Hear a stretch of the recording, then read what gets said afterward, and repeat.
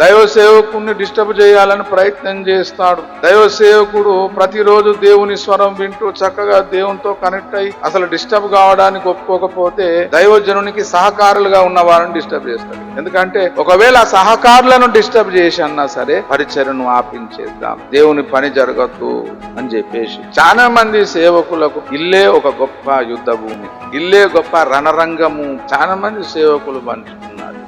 విశ్వాసులకు కూడా ప్రియ దేవుని బిడ్డలారా, ఇల్లే గొప్ప రణరంగం. దేవుని పక్షము నువ్వు వహించి దేవుని కార్యము నేను చేస్తాను నువ్వు పూనుకొని నడుం బిగించుకున్నప్పుడు నిన్ను డిస్టర్బ్ చేయలేకపోతే నీ ఇంటి వారిని డిస్టర్బ్ చేసే ప్రయత్నం చేస్తాడు, కదిలించే ప్రయత్నం చేస్తాడు. దైవజనుడు దైవ సేవకుడు చాలా జాగ్రత్తగా ఉండాలి, దేవుని పరిచర్య చేసేవారు. అలాగే నేను దేవుని సేవకునికి సహాయం చేస్తా, సహకారిగా ఉంటా అని అనుకున్న వారు కూడా చాలా జాగ్రత్తగా ఉండాలి, కేర్ఫుల్గా ఉండాలి. సహకారులుగా ఉంటున్నారా, ఆటంకం కలుగజేసే వారిగా ఉంటున్నారా? ప్రియ దేవుని